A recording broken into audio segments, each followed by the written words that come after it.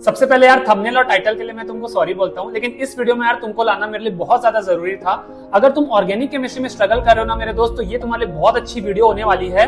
मैंने ना जेई के जितने पेपर हुए ना सारों को एनालाइज करके ये वाला खास पीडीएफ तुम्हारे लिए बनाया, बहुत इंपॉर्टेंट है, ध्यान से देखना। इसमें मैंने बताया हर एक चैप्टर में कि भैया हर एक चैप्टर से तुम्हारे सबसे ज्यादा पूछे हुए टॉपिक्स, अगर तुमसे इतनी बड़ी ऑर्गेनिक केमिस्ट्री नहीं हो रही ना, तुम सिर्फ ये सिलेक्टेड टॉपिक्स करके जाओ, तुम्हारा 70 to 80% पेपर बन जाएगा, इस बात की मैं गारंटी दे रहा हूँ। ज्यादा तुम्हारा टाइम वेस्ट नहीं करूंगा, सीधा टॉपिक पर आता हूँ। उससे पहले टेलीग्राम चैनल को ज्वाइन कर लेना, वहां पर मैं थोड़े अपने मैंने शॉर्ट नोट्स बनाए ऑर्गेनिक के, वो डाल दूंगा और तुमको और भी इन्फॉर्मेशन टेलीग्राम पे मिल जाती है। तो टेलीग्राम के लिंक डिस्क्रिप्शन के टॉप में ज्वाइन कर लेना और यार थोड़ा सा सपोर्ट कर दो, बिकॉज मैं बहुत मेहनत से वीडियोस बना रहा होता हूँ।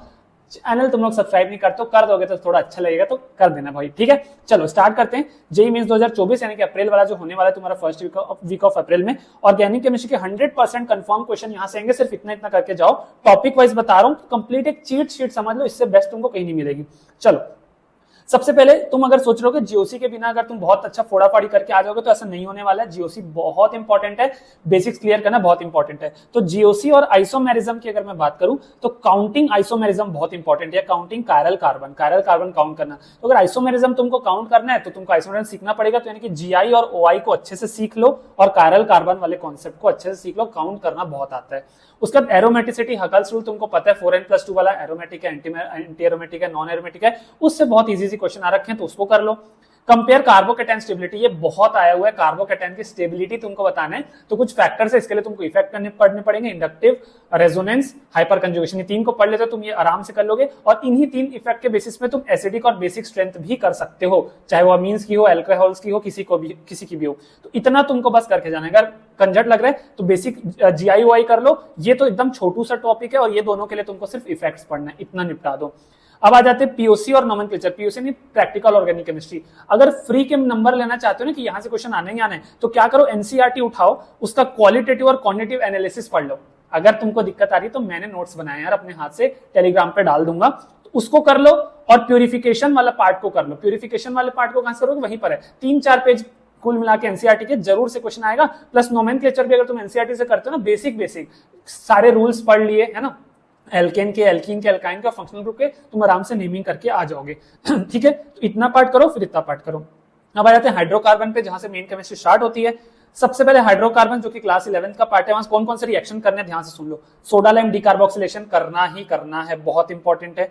बीटा एलिमिनेशन करना है। बीटा एलिमिनेशन क्या होता है, जब अल्कोहल प्लस बेस का एक मिक्सचर होता है, E2 एलिमिनेशन होता है, तुम्हारा बीटा पोजीशन से निकल जाता है, ठीक है, और यहाँ पर एल्कीन बनता है। तो ये बीटा एलिमिनेशन बहुत इंपॉर्टेंट है, देख के जाना, बहुत आ रहा है। डिहाइड्रेशन ऑफ अल्कोहल जरूर करना, E1 है, ज्यादा टेम्परेचर पे डिहाइड्रेट हो जाता है अल्कोहल।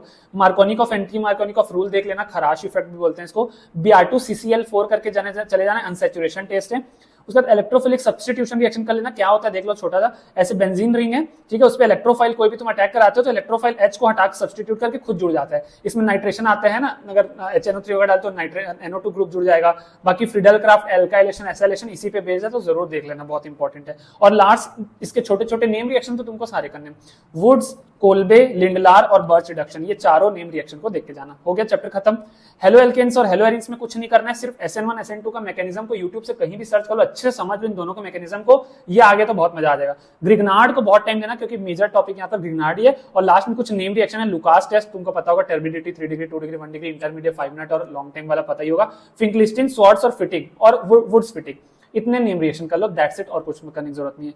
अल्कोहल फिनॉल ईथर पे आता हूं, सारे ऑक्सीडेशन रिडक्शन रिएक्शन देख लो। माइल्ड ऑक्सीडेशन डालेंगे तो क्या होगा, पावरफुल डालेंगे तो क्या होगा, सेम रिडक्शन के केस में।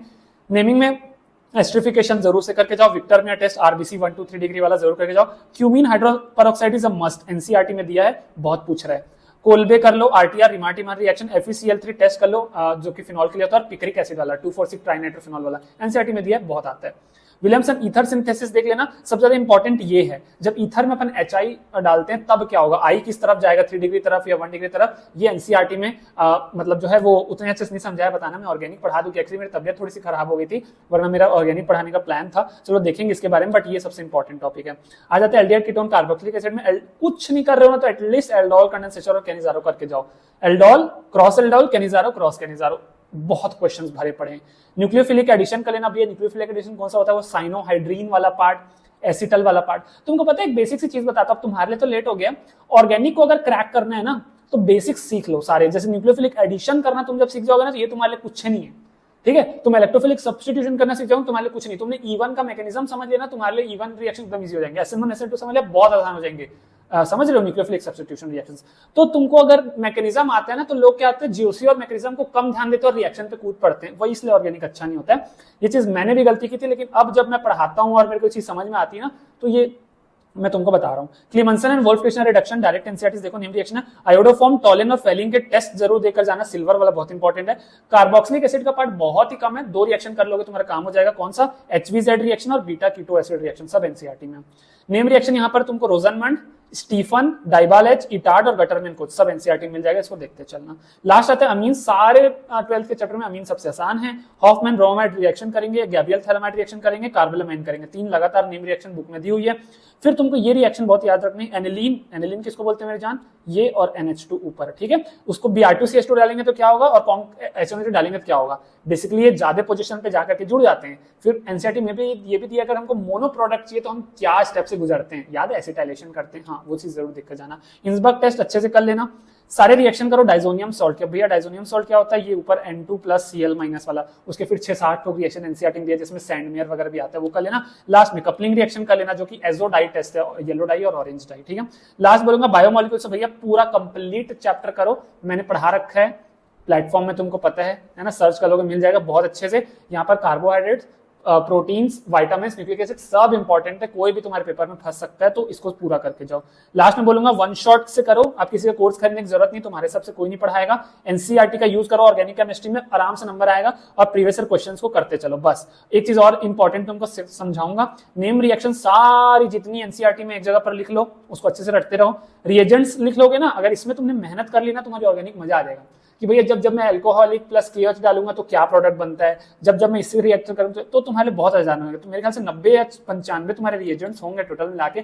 अगर तुमने लिख लिया तो तुमको याद हो जाएगा कब क्या आएगा तो क्या प्रोडक्ट बनाने। और लास्ट में मैकेनिज्म्स को भी अगर तुम थोड़ा यूट्यूब में जल्दी से सीख लेते हो और कहीं शॉर्ट्स में बना लेते हो ना, तुम्हारा बहुत मदद हो जाएगा ऑर्गेनिक केमिस्ट्री में। तो कैसे लगी वीडियो जरूर बताना। मेरे को ऑर्गेनिक पढ़ानी पड़ेगी क्या, वो भी कमेंट सेक्शन में जरूर बताना। TG को ज्वाइन कर लो, चैनल को सब्सक्राइब कर लो, और ऐसे और वीडियो कोई भी चाहिए तो भी कमेंट सेक्शन में बताना। Thank you so much.